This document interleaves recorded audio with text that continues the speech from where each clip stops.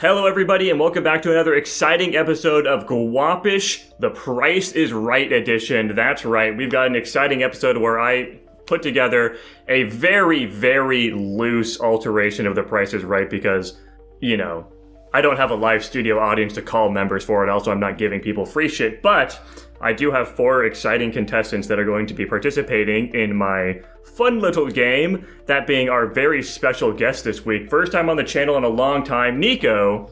Yeah, I decided to show up because I heard the grand prize would be Dylan gets to sing at our funeral, and I just can't pass that up. That's beautiful. That's a great story. Of course, we've got a big Price is Right fan. I think he's been wanting to get on the show for a very long time. We've got Tanner. Guys, I'm gonna go ahead and say that this is worth $420.69. Holy shit. He might be right. We don't know. And of course, we've got maybe the biggest nerd here. He's watched every single Price is Right episode in the sun. He knows the price of literally anything that could possibly exist. He's gonna win this show. Dylan. Dude, show me that picture. It's over for everybody else. You guys might as well not even be here. I'm gonna win this thing for sure. Show me the lewds folder. Let me tell you how much they cost. Oh, yeah. Dude, I don't want to. I don't want to show you the loot folder. And of course, we have our actual special guest. He's been hanging out with me for like the last week. And I catered this topic specifically for him, that being Blake. What's happening, guys? All right, so this is in fact the Price is Right, but it is a spin on it because I'm not just using random household items or something. I've got Blake with me. The only thing that's a big defining feature of him that I know he likes is cars. So of course, this is the Cars Price is Right edition, where I'm going to have 5 different categories here, where it's basically just like a regular quiz. And I'm going to show you guys a picture of a car, I'll give you a basic explanation of it, and then you guys will try to tell me how much you think the car's worth. Whoever gets the closest gets a point. Whoever has the most points at the end wins. Pretty simple shit. I believe in you guys. Our first category here that you guys will have to guess cars on is brand new car MSRPs. So these 5 cars, all the categories have about 5 cars as well. These 5 cars are brand new, 25 or 2025, 2026, whatever the current model year is. I want you guys to tell me what the price is. Our first car here, we have a 2026 Porsche 911 Turbo S. It also has an expensive paint to sample plus option, meaning it has a very specific paint color that they basically, like the customer can basically hand choose themselves. That's the idea behind it. Let's immediately kick off. Let's get a vibe check here. You guys are also welcome to ask me some really basic questions. You guys can ask me maybe 1 question each. If you want some clarifying things about maybe what type of car it is or technology, maybe get some feelers. Guys, I assume you guys will know literally none of these cars. Yeah. But let's move on. Let's immediately just kick off. Blake, how much do you think this car's worth? Also, make sure to write it down on your phone so I can reference it. Oh yeah, let's see. I need to make sure I know how much you guys are putting here. I'm gonna say it's got to be somewhere in the neighborhood of $139,000. All right, so write that down there so I can ponder that. Let's go to, I think, the person that I think knows the second most about cars here, that being Dylan. Blake's at $139,000. What are you thinking? Do you know, is it all-wheel drive or is it rear-wheel drive? Dude, I was literally going to ask you if it's all-wheel drive. This is all-wheel drive, yes. The turbo models are all-wheel drive. Okay. That's kind of... I'm gonna say $179K, I guess. $179,000. Okay, so a pretty good chunk above Blake there. Let's go with Nico. What do you think this car costs? You think I know more about cars than Tanner? I think it's a toss-up between you guys, so I'm just saying shit, okay, you know? That's fair enough. Okay, so you said it has a special color to it? It is paint to sample plus, meaning you can basically hand pick the exact color that you want. You reach out to Porsche when you're making the car, and you can have it be literally any specific color you want. Generally, how much more does getting a specific color cost? It varies a lot by the manufacturer. Okay. It also, yeah, like Lamborghini, for example, you know, like a really expensive like paint to sample thing can cost like an extra 50 grand. Oh my god. It can be a lot of money for this type of option, but obviously it varies a lot based on the manufacturer. I see. Let me just slide on in between Blake and Dylan here then. Let me say 159K. 159,000. All right, and let's round us off, Tanner. How much do you think this 2026 Porsche 911 Turbo S with a paint to sample plus color option is? Luckily for me, the number that popped in my head happened to be nearish to the two people who are likely to actually have an idea here, so I'm gonna stick with it and go 150K. $150,000. And the real retail price for this car is in fact $313,000 and $313,640, meaning that Dylan has immediately taken the lead. I should have gone with my gut. My initial answer was going to be 210, but I thought that was too high, so I reconsidered. I know you guys were That still wondering. isn't that close. Dude, I think I'd rather just have 3 GTRs. It's a lot of money for this car. Yeah. Just for context here, the paint to sample plus option is an extra 40 grand. Doesn't shock me. Oh my Jesus. It's a lot of money. Okay, so let's get us back into the realm of reality here. I wanted to start off with a fun one, so let's go on to something that maybe you guys would have a bit of a better idea about. That being a 2026 Mustang GT. This, of course, has a V8 option. It's a brand new sports car. It's also a pretty recent model refresh. This is, I think, the second year that they have these like new body styles of it. Let's start off. I know Dylan's currently leading, but I'm going to start off with Blake here again because I think he's pretty close to knowing what this costs. What do you think the retail price is?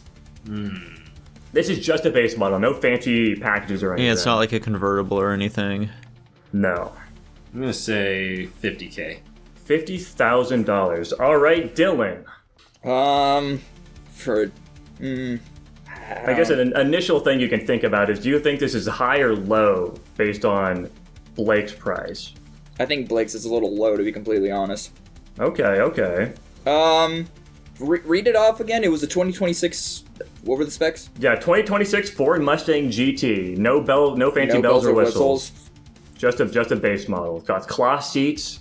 Still got a pretty nice interior because it's got the new model refresh. But yeah, no sport package or nothing. These are rear wheel, right? Yeah, these are rear wheel drive. Okay, so that's. I think it's probably safe to say that this car's around 79K, I suppose. That's probably a safe number. $79,000. Okay. I will say, too, if you guys want to keep up the pace of it, if somebody's dilly-dallying, this is not me calling you out, Dylan, you are welcome to also just butt in and give a price, too, if you feel confident about it, just to keep things moving. Let's go to Blake. Not Blake. Tanner. I don't know why I said Blake. Dylan stole my fucking answer, so I'm gonna go 79.1K. There you I was gonna say, just fucking Price is Right me, man. That's how you do it, man. That's the whole reason I'm making the people ahead go first, is that they can't be fucking gamed like that. Yeah. All right, Nico. Are you going to be in the middle again, or do you have an outstanding guess here for us? You know, I'm gonna go a little lower, actually. I'm gonna say 45K. $45,000 on the board. That is a ballsy move. That's very different. That's even lower than our front runner here, potentially. Yeah. I'm assuming that they're all just, like, massively overshooting it. Yeah, cars are expensive nowadays. That's true. And the actual retail price of the 2026 Ford Mustang GT, $46,560. Let's Nice. fucking go, dude. Shockingly cheap. Yeah, they do have more expensive models like the Dark Horse Edition, but yeah, I think those are close to like in the 60s. So even then, you guys would definitely still be overshooting it. Gotcha. All right, the question is, would you rather have 6 of these or one of those Porsches? I'd probably have the Porsche, I'm not gonna lie. Yeah. Yeah, I'm also gonna agree with that. The Porsche is a lot of car, even for that money. It is just a supercar. This next car, though, is not a supercar, and it actually is probably the closest thing to the realm of reality on this quiz. That being a 2026 Honda Civic Sedan Sport Touring Hybrid. So it's a hybrid. It's front-wheel drive still, no all-wheel drive. the Sport Touring, so it's a little bit like it's like the 2 trims higher than the base model, so it's got Right. a little bit of niceties inside of it, but it's still, you know, like a relatively basic economy car at the end of the day. Yeah. And I think that maybe, I don't think so, but you know, I'm going to go on a branch here and say the current Honda Accord owner might know the most about this car. Nico, what do you think this car is worth? I don't know. Like, I have like I believe I know what like my car's MSRP is. By the way, are we going off of like the MSRP for these? Yes, this is the MSRP of how much it costs you without any frills at a dealership. I know how much my car costs, like brand new. I don't. So like this one must be like a decent bit higher. So let's go with like 30 grand. 30 grand? Okay, that's a pretty conservative estimate. Let's go to our number 2 on the list here, Dylan. You also have a Honda Civic. Obviously, it's not in this realm, but Not anywhere close. what do you think this one costs? Dude, let me micro change. Hold on. I'm gonna... $30,001. It's because it's a sports touring and it's a fucking... Or no, you didn't say it's a hatchback. You said it was a... This is a sedan, it's not a hatchback, and it is a hybrid. The hybrid's the big point. The hybrid is the big part. No, I didn't take into account that it's a hybrid. I'm fucked. Let's just micro tune it to that. I'm gonna say 41K. $41,000. All right. Next up on the list is obviously Blake. What are you thinking this car costs? I'm thinking like 33. $33,000. Okay, so a little bit of a bump over Nico. Tanner, I'm dying to know what you think this Civic costs. I feel like I want to stick with what my gut answer was and do 32K. You son of a bitch. $32,000. Price is writing myself. All right, so we're all pretty similar, and then we've got Dylan that's a little bit higher. So let's see. The actual retail price in this Honda Civic sedan Sport Touring Hybrid, $32,395. God damn I'm it. fucking cracked. So Blake, barely missed it. Tanner joins the group. 3-way tie. I didn't account if there was going to be a tie at the end of this, so you know, you guys will all just be winners if you guys can maintain the tie throughout the rest of it, I guess. Hey, can I propose a tiebreaker? Please propose a tiebreaker, yes. A drag race. Yeah. On your phone, find a random beater car on Craigslist or Facebook Marketplace or something like that, and have us guess over that. That sounds funny. Sure, I'll do that. Rad. Okay. I like that idea. I was planning on actually having like pity points and it just being complete non sequiturs, like just random household objects, but I didn't go with that either. There you go. Funny. All right, we got 2 more cars in this category. The next one up is the 2025 Mercedes-Benz CLA 250. And of course, I think the easiest person to start with here would maybe be the person that would probably be the closest one to this car, that being Dylan. How much do you think this Mercedes-Benz CLA 250 is? 2025 CLA 250. I'm not going to disclose any information because that would help people, because I know a lot about these cars. And that's why I asked you to go first, so you can get prices right. Yeah. Potentially. The fucked up part is that they're just going to prices right me, so I have to make sure I get as close as goddamn possible. Or you can like overshoot and fuck everybody. I'm not going to do that because funny. I'm going to lose. Yeah, I don't know how that would benefit him. In a three-way You know, tie. scores to earth it and make sure nobody gets a point. I'm trying to recall what the fucking price tag on the car says. It's usually floating around somewhere there. Yeah, sure. What did I guess last time? Yeah. I'm gonna say a flat 44K. $44,000. All right. I can't wait for everybody to say 44.1 and 39.9 and all that shit. Blake, I know you're still in last place, but I think you probably have the second best option or the second best idea of what this car would be worth. What do you think it is? I'm gonna say 45. $45,000. All right, let's go to Nico. You son of a bitch. God damn it. I don't want to go before Tanner. Make him go first. Why not? Because he's going to prices right me. Like, if I say $1, he's going to say $2, and then he's going to fucking... let's say 40 grand. A cool 40 grand. Cool $40,000. Tanner, are you going to guess $40,001? No, I'm gonna bet on us underselling it so far and go 46K. $46,000. Okay, this is in fact an entry-level luxury Mercedes-Benz sedan here, so that's reasonable there. Also, Dylan, I appreciate you for what you're doing. The audience doesn't know what you're doing, but I know what you're doing, and I appreciate you. Got you. Actual retail price on this 2025 Mercedes-Benz CLA 250, $47,000 or $47,250. I can't read these prices. I shouldn't have been chosen to be the host of this, so I'm clearly not fit. That means that, of course, Tanner takes away one more point, and of course takes the lead there. It would be so funny if this is the first quiz I win in 3 years. Fun fact, this is technically the second entry level. There's a car even lower retail value than this car. Well, I don't know if they produce them anymore. That's actually the problem. There's but a there car used to be... even more entryer. It doesn't have anything inside of it. It's just like lawn chairs. It's basically the Honda Civic of Mercedes, is what it looks like. It's so entry level, it doesn't even have doors. Are there E-classes still? I mean, there are E-classes, but E-classes are above C-classes. It's another A-class. There's one lower than this. Interesting. Anyway, speaking of car that's lower than this, we've got our last car of this category. This one's going to throw you guys for a curveball, potentially. The 2025 Nissan Versa S. This is the base model, cheapest option you can get from Nissan here. Let's start off with Tanner, who's currently in the lead. Let's start us off with a bang. See, starting off with me is really brutal because I truly have no conception of how much cars cost whatsoever. Dude, me too, apparently. I'm right there with you, brother. Brand spanking new car. I'm gonna go with my gut, the first number that popped in my head, and say $26,000. $26,000. Okay, so yeah, a little bit cheaper than the Civic is kind of how you're using this headspace, I imagine. If I remembered any of the previous prices, yes, I'm sure that's what I would have thought. For context here, the Civic ended up at $32,000 something dollars. Anyways, let's move on to Nico. Why me? Why me?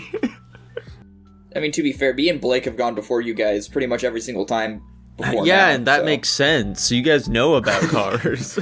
Well, Blake is still yet to even have a point yet, so, let's not go crazy here. Yeah, let's keep it that way. Nico doesn't like losing, and it shows. Yeah, of course not. Why would I? What are you talking about? Just Nico, shut up and guess. please. The audience is on the edge of their seat. What do you think this price is? Okay, so you said it's a 2025 model? 2025, brand new Nissan Versa S. I feel like the absolute... Because you said this is like an insanely cheap car or something along those lines. He's trying to keyword you, don't give in. I just said it was the cheapest option of this car. Okay. I'm gonna stick with what I was initially thinking. The absolute minimum I could see a new car going for is like 15 grand, so I'll say that. 15 grand, okay. That's a ballsy move. That's a pretty substantial amount lower than Tanner there. Let's go on. Let's get ourselves back in the realm of reality here. Blake, what do you think this car might be worth? I'm going to say $28K. $28,000. Dylan, round us off here. Are you with one of two wolves? No, not even close. I'm kind of like Nico in this instance. Nissan can be an expensive motherfucker, so I'm gonna say it's even more expensive than the Honda and say $36,000. $36,000. Okay. This is, in fact, the cheapest brand new car you can buy today. And the actual MSRP is $17,390. Holy shit. You can't see me right now, but I'm pogging. I'm pogging out of my mind. Nico, extrapolated something that I said incorrectly, but still took the fucking W, potentially because of it, which is kind of funny. So I'm guessing Mitsubishi isn't doing the Mirage anymore? I don't fucking know. This is the cheapest brand new car that I know of you can buy today. Well played, Nico was worried about going before everybody. Shame on you. I was. It terrified me. At the end of the first round, we have a two-way tie between Tanner and Nico, both at a single point. This next category is going to really throw you guys for a loop, I thought we both had two. At 2 points, yeah. 2 points is what I meant to say. Thank you for the correction. Yeah, this no next problem. category, of course, is going to throw all of you guys for a loop here because we now are entering the realm of no frame of reference. Absolutely no frame of reference. The next category is old car MSRPs. Oh no. Oh no. Of course, I know I'm going what to show you the guys question. really old cars, and you're going to tell me how much they were brand new back in the day. Oh Hell my yeah. god. And of course, we're starting off with a classic, the 1925 Ford Model T Roadster. I think you guys are all on a pretty level playing field with this one, so I'm going to just kick it off with our last winner, Nico. How much do you think this car cost back in 1925? A nickel.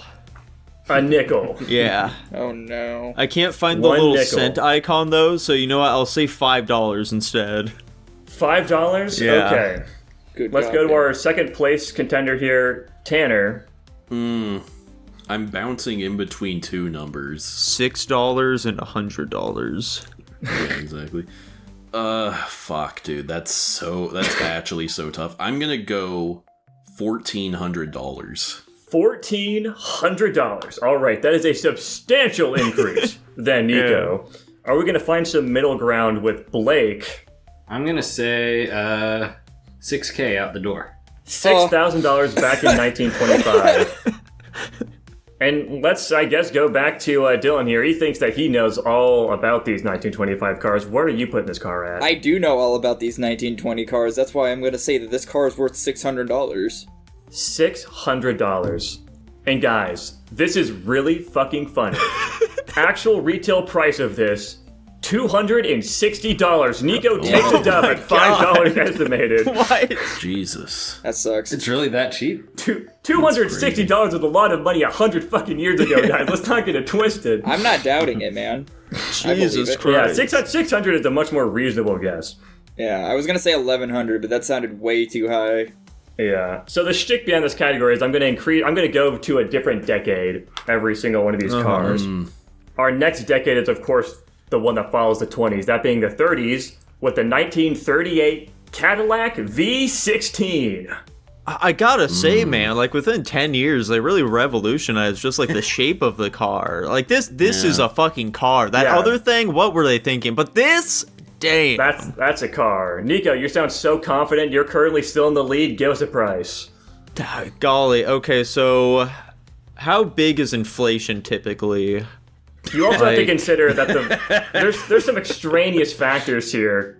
You know, like the brand potentially or the engine, maybe. That's you could true. Consider. People talk very highly of the old caddy, so you know this has to be a good jump up. How much was the previous one? $200? $260. Okay, let's say that this one, you know, I think you can drive it off the lot for $800. $800. Okay. Let's go over to Tanner, I guess. Well, the Model T came out in 1925, and the Great Depression was 1927. And this is a nicer car. I'm gonna assume this is a car that was only being used by extremely wealthy people. And so I am actually gonna say that this one, instead of $260, was $2,600. Okay. That's a pretty substantial increase over Nico there. Dylan, what do you think this car's worth? Dude, I'm going to go with my initial gut instinct from the last car and apply it to this car and say that this is worth $1.1 thousand. $1,100. Okay, Blake, you got $6K on the last one. What do you think this one's worth? 8. $8,000. And yes, like his as I was moxie. trying to allude to, Tanner was pretty on the money. This was like a big baller car back in the day. V16, massive fucking engine, super high-end luxury. Cadillac was a huge name back in the day in American automotive. Bigger actual than any retail- engine today. Yeah, actual retail price of the 1938 Cadillac V16, $5,300. Jesus. Oh my lord. Jesus. That is... Tanner has taken the lead. And by taking the lead, I mean tied up Nico at 3 points. Oh, was I? Honestly, I didn't do any quick maths, but I assume Blake was closer, but that's badass. I love Blake being overshot. closer. Yeah, if you overshoot, you Womp bust. womp. What? Yeah, Yeah. if you guess too If high, you go lose. over the retail price, then you're immediately invalidated. I didn't know we were playing by those rules. I wish someone had said that at the beginning. Yeah, we're playing Price is Right. He did say that. Yeah. That's why I just said it. Making fun of us for not knowing Wheel of Fortune. Now you're caught out here with your pants down on Price is Right. Well, hold on. He said it was a very modified version of Price is Right, too. I just meant that because, like, the real idea behind Price is Right is, like, you have 4 people randomly from the audience. When somebody wins a Price is Right prize, then you sub them out to, like, do a little mini game, and then you pull another random audience member down. You just keep cycling them throughout the game. Though that's the only thing that That's the only thing that I've changed. Yeah, there's no mini games here, and I'm not cycling my contestant. That's really all that's changed. Okay.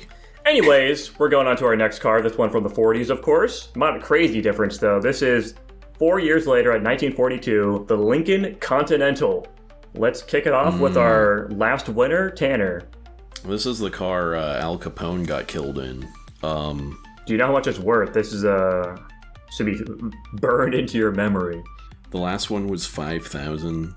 Lincoln Continental. I've heard those words in combination before. Well, I hope so.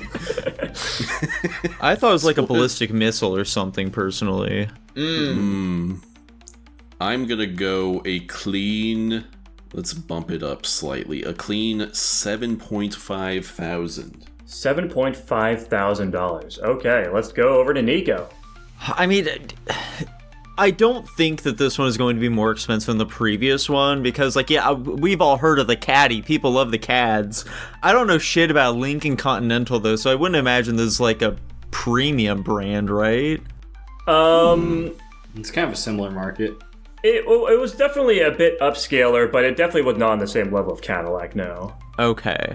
So let's say $2,000. $2,000. Okay, let's go over to Dylan.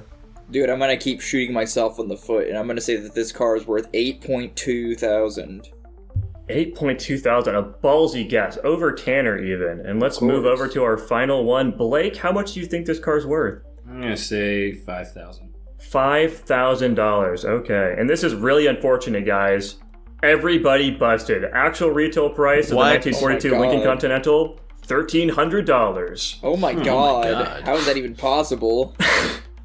I think you guys were underestimating how insanely expensive the Cadillac V16 was at the time. I suppose. I just remember Lincoln being a luxury brand back in the day, so maybe that's what clouded my judgment.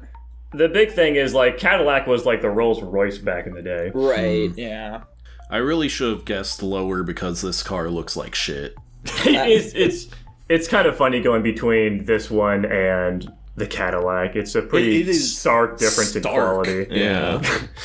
True. Like, this looks terrible. I would drive that first one. This thing, I'm like, oh my god. That's unfortunate, man. I really thought I was undershooting it, too.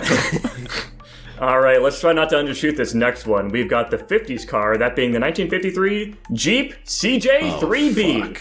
How much did this cost back in 1953? Of course, I'm going over to, let's say, Nico to start us off this time. Okay, so Jeeps are, like, terrible, right? They're awful cars. Nowadays they've got a pretty bad reputation. I think mostly back in the day, these are known for just being really mass market, cars, specifically for, like, the Army. There's a lot of them because of that. Yeah. Okay, so, because it's, like, an Army vehicle, presumably they're, like, mass production, and so they shouldn't be, like, anywhere near, like, any of the previous luxury cars we saw. So I'm gonna go I was about to say 100. I'm gonna say $1,000. $1,000, a pretty round number to lead off with here. Tanner, are you gonna follow? I'm gonna go with the number that popped into my head first and say $950. $950. Okay, that's a reasonable guess. Let's go over to Dylan. I'm changing my numbers immediately. I'm gonna say 1.5K. You son of a bitch. Fuck you. Stay away from my 1K. Get over All right, it. and Blake, are you going to price this right, anybody? What do you think the Jeep is worth? I'm gonna say $2,500. $2,500. Actual retail price of the Jeep CJ3B back in 1953? $1,377. Damn it. That's me? That's Nico, in fact, taking Let's the lead fucking go. at 4 points here. It is a smoke show right now. Nico and Tanner battling it out, Clash of the Titans style. Dude, are you going to have like any 90s Toyota trucks at some point? Because I feel like I'll do good on this. There we go. You know, I don't think I do. This is unfortunately a pretty me-centric quiz, so, you know, you should have studied Do you up on get any cars that I Hot think Wheels are at any interesting. point? I feel like that's more my realm of expertise. But Jackson, No. you said that this What quiz up? was made specifically for Blake. What do you mean it's about you? I didn't say I was made specifically for Blake. I just said that I'm catering it towards cars because it's something I know he's interested in. Okay, I didn't make the quiz easy so that he could do well in it. there we go. And of course, we have our last one. This is actually probably the one that he maybe knows the most about, but I doubt he knows the price of it at MSRP. Back in 1967, of course, we have a classic Mustang Fastback. This is a GT500 shown in this picture. It's not the GT500 we're looking at. It's just a base model Mustang Fastback. And let's start off with our number one contestant, Nico. That's just not fair. Like Mustangs, you know, people love them, Yeah. but I think that they love them because it's like the most affordable sort of sporty car you can get. So I don't think it's going to be anything too crazy. So like these aren't luxury cars, right? No, I wouldn't say so. No, okay, that's what I They're not figured. like cheap cars or anything though. Let's go with Blake's previous guess, which was 2.5K. $2,500 on the board. All right, let's go over to, I'm feeling confident. Blake, what do you think this car is worth? Turn up to 11K. $11,000. All So right. much more. Oh my god. Drastic difference. Let's go back down to Tanner here, our number two contestant. I'm gonna go 2,200. God damn it. $2,200. Okay. Alright, well, I guess that means I'm changing my answer to 2.3. $2,300 for Dylan? Yeah. Alrighty. Actual retail price in the 1967 Mustang Fastback? $2,500 or $2,592. Oh my God. $2,592. Nico was on the damn money with that How one. were cars so cheap back then? Aw. Jesus Christ. It's a That doesn't long-ass count as time a ago. bust. It does not, in fact, count as a bust because it was. I keep reading these numbers super weirdly. I don't know why. It was $2,592. So yeah, he was $92 under. Pretty damn close. I think that was probably the closest guess we've had all game so far. Jesus Why Christ. can't they just remake I thought old he was cars over and for just- some reason. That's my bad. Ignore me. It's still no. We've got a dramatic lead with Nico here. Let's guess hope I can keep it. I believe in you. This next category is really going to throw you guys for a loop, though, because this next category is auction results, where I found what I think are interesting cars on auction. You guys need to tell me what you think it's sold for at the auction. How the I fuck hope are we we have to supposed guess to know what the this? Dragula is So worth. arbitrary. Yeah, I have extremely minor information about these cars that I'll provide, and when I say extremely minor, I mean extremely minor. The first car of this category is, of course, a 2021 Nissan GTR T-Spec.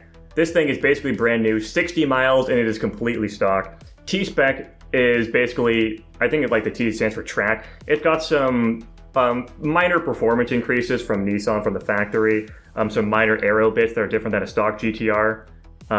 But this is in fact still a stock GTR, practically. And it's very, very low mileage, basically brand new. Let's kick us off with Nico. How much do you think this car is worth? It's going to be kind of hard, hopping from super cheap over to potentially this. Yeah, I'd say so. How much was your car worth? How much did you pay for it? Sure, I'll provide You that don't information. have to tell. He's got 5 fucking points. Don't No, give him no, that this information. is information you guys could all use potentially. I mean, it's not like I'm whispering it to him. Plus, this car is worth a lot more money than my car. I'll just tell you that. I bought my 2013 Nissan GTR with 20-something thousand miles for $82,000. So it's at least more than that. There, I'll That's give you very guys that helpful context. because I was going to massively undershoot this then. All I was right, going to then say 70,000 or something. Then please tell me how much you think this car is worth, Nico. Let's say 130,000. $130,000. Okay, Yeah. Tanner, let's follow him Oh out. God. I'm gonna go $130,000 plus 1. You Okay. motherfucker, you son of a bitch. Interesting. I think I actually don't even know if Blake would really know how much this would be worth. Let's just go with our third place contestant, Dylan. You said this went for auction. All of these were sold at auction. I remember you? I'm pretty sure I remember you talking to me about this car. I wish I actually. This is a real Nico Jackson scenario where Nico tells Jackson the answer and then Jackson doesn't remember. You know what? Fuck it. I'm gonna go with since it's auction. This is the only reason I'm guessing this number, and this is the number I'm pretty sure I remember from us talking about it. I'm gonna say $77K. $77,000. Okay, Yeah. that is a ballsy move there. Let's go over to Blake here. Round us off. What do you think this Midnight Purple 2 T-Spec 2021, basically brand new, bone stock Nissan GTR is worth? Blake, say 78K. I'm gonna say it's closer to 187. $187,000. Okay. What it actually sold for at auction? $150,000. Tanner takes go. another point. Badass. Man, this isn't fair. I was really hoping this category was gonna be like silly stuff that sold at auction, like the Ghostbusters car, or a recreation of the Mystery Well, don't Machine. count it out Yeah, yet. get like the Truckosaurus on here. We don't know what else he has. He has 4 more cars he has to show us yet. I don't know that Jackson has the whimsy in his heart to do that. Dude, That's fucked up, fuck man. you, bro. I think 2 of these 5 are very whimsical, at least in my eyes. The big thing here is I was also looking at one site, and it's hard to find, like, I genuinely was looking for, like, weird cars that sold on this site. And I was mostly just grabbing ones that came up from memory, because I just can't really fucking think of any off the top of my head. This next one, though, is not a What very the silly car. fuck is that thing? Nice. This is a 2016 Dodge Viper ACR Extreme. So some preamble about this. yeah. And also, it's 8,800 miles, and it has some engine mods that big. It's nothing crazy. It has new cylinder heads and an upgraded camshaft. The ACR is basically a very rare, expensive package that gives it a bunch of really aggressive aero for making it haul more ass around the track. The Extreme is an even rarer version of the ACR that adds even more aero to the car to make it haul even more ass around the track. 8,800 miles, some decent engine mods, nice condition, Dodge Viper ACR. Let's start off with Nico. What do you think this car's worth, buddy? Man, this is bullshit. Tanner's just gonna keep fucking me here. It's not fair. I will say though, this car looks like a car version of like the Giga Chad meme. That's True. so fucking based, to be honest. I'll make you go second just for that on the next one. Oh, there we go. That's what I like to hear. Dude, I don't know. Let's say that this one went... Okay, I guess I'll ask, is this more expensive than a GTR? Oh, easy. I'm not telling you that information. Damn. Dylan said easy. Yeah. I will say one minor extra thing is that these cars were discontinued in 2017, so this is 1 year from the last model year these were produced. Huh. Go for it, Nico. You got this. Let's say 150 grand. $150,000, so it sold for the same amount as the GTR. Let's move Yeah. over to Tanner. I'm not gonna price this right, Nico, because I think he's probably not even close. And my gut told me $252,000. 200. That's a pretty substantial increase over Nico there, who still hasn't wrote down his answer. Let's move over to Blake. I think you have a better chance of getting this than Dylan. What do you think this car is worth? It's got to be around 145. Around 145. Okay, so a little bit less than Nico there. Let's round it off. Dylan.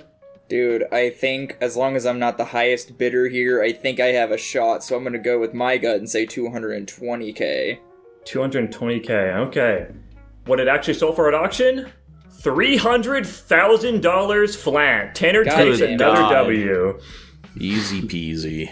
A truly obscene amount of money, frankly. True. Yeah. For some context here, this generation of Dodge Viper isn't already incredibly expensive. They go for minimum like $150,000. The ACR is super rare and super sought after, so that goes for a massive premium. And the Extreme package is also even rarer, and of course demands an even higher premium. And there are people that'll pay out the fucking ass for these things. Those motherfuckers. I want one, those pieces of shit. Anyways, moving on to our next car. Full of whimsy, we have a 1994 Honda Acti Crawler. Tanner, kick us off. What do you think this car's worth? How much do I think this went for auction? I just have zero frame of reference at all. Jesus, I just let's say fucking that's too high, I think. I don't know. It went in at auction. This though. this was sold at auction. Did you say the mileage? Oh yeah, the mileage is 66,000 miles. Okay. This was of course also imported from Japan. Yeah.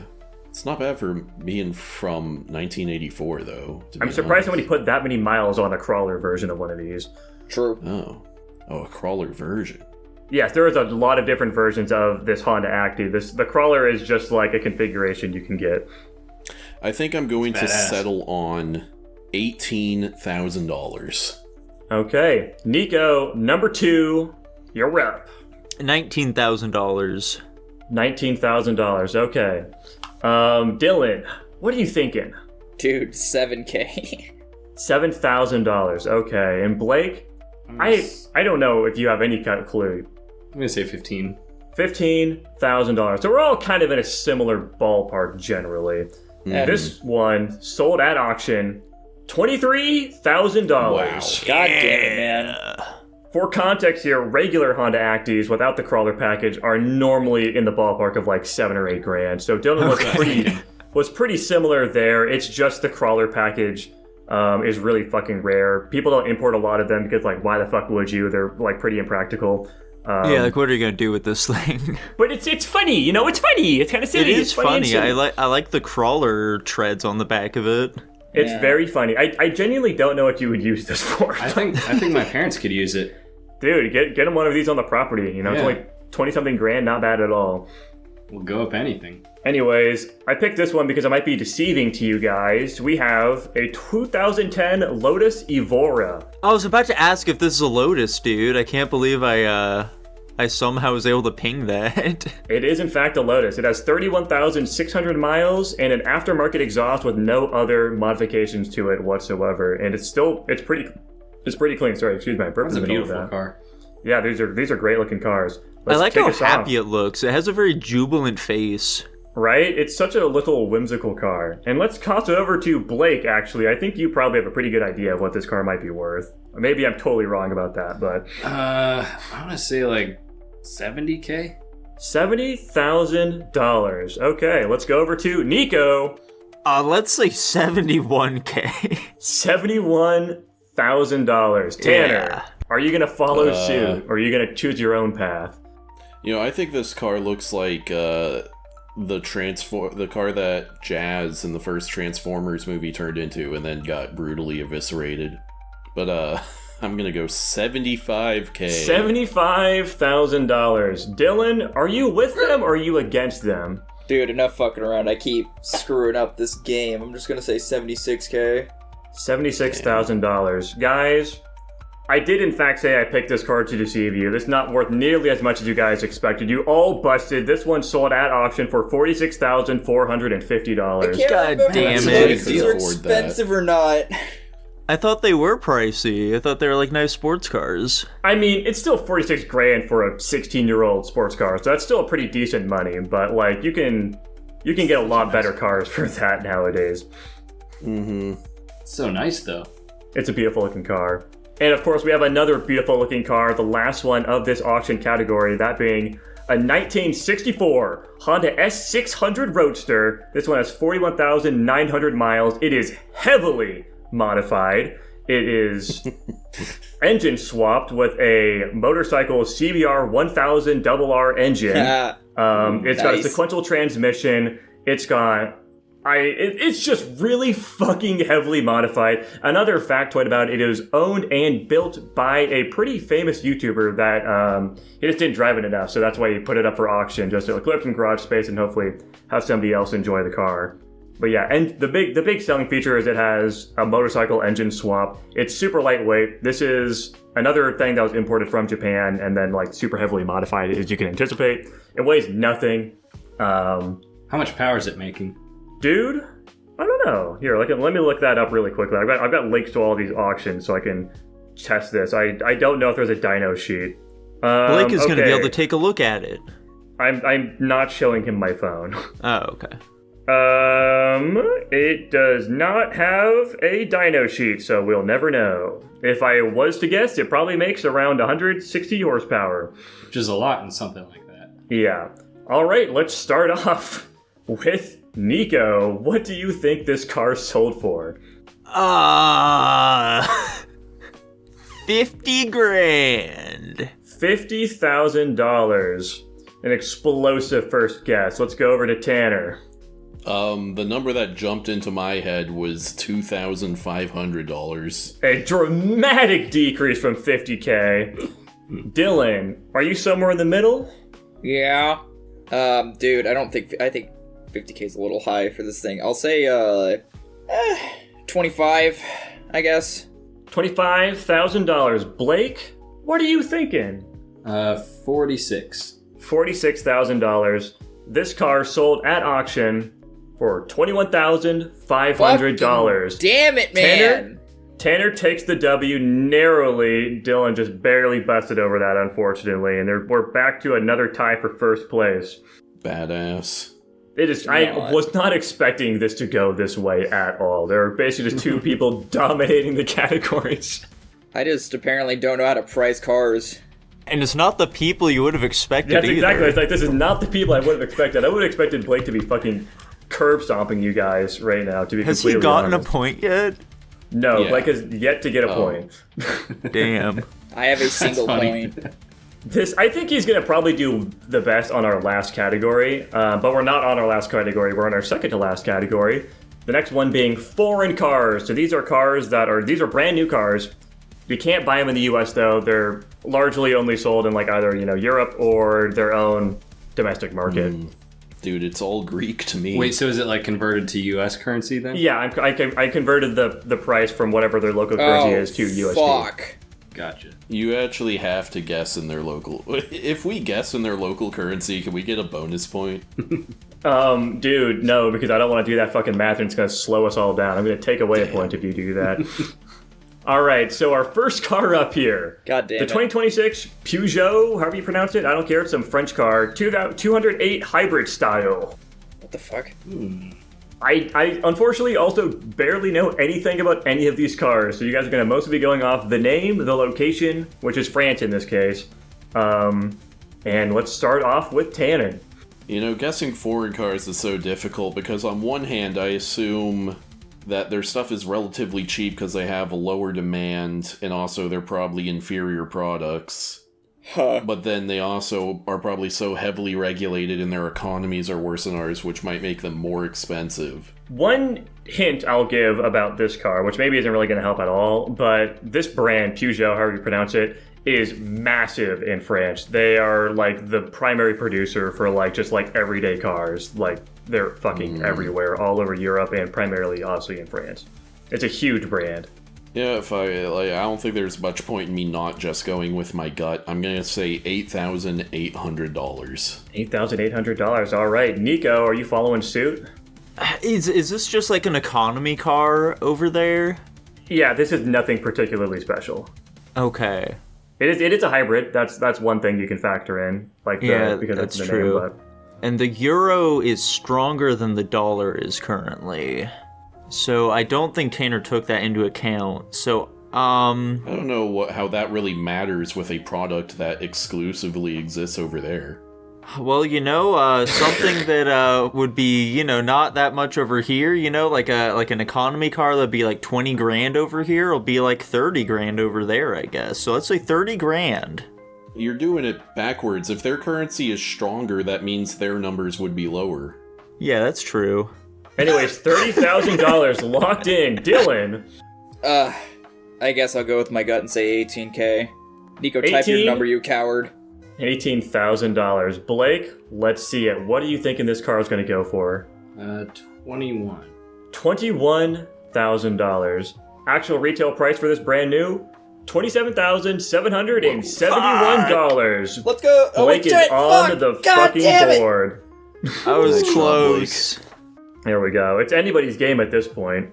Blake has a point. I probably Let's should have go. had some sort of bonus questions because I don't really even know if it's anyone's game at this point. Yeah. Let's go to our next car. This one's from China. we've got the 2026 MG4 EV. It's an EV. It's from China. I think it's like a little bit more upmarket than your regular Chinese EV. But it's still from China. Let's go over to... Who did I have go first last time? Tanner? Let's go to Nico this time. Isn't it pronounced China? China. China. Okay, so this is also just some economy car. I think it's a little bit more upscale than your average economy car, but it is an EV and it's from China. Let's go $30K. $30,000. All right. Tanner? I mean, it's a Chinese vehicle, so I assume... I don't know, what does a pack of gum over there cost? That's... Let me think. So the last one was 27, and that was French. So Nico probably busted here again. I'm gonna say 25,000. $25,000. That's a reasonable answer. Let's go with Blake. 27. $27,000. All right. Dylan, are you price writing somebody? Are you going somewhere in the Yeah. middle? Where are we looking? 31K. $31,000. I'm gonna fucking kill you, son of a bitch, you motherfucker. I fucking Try it. Try it.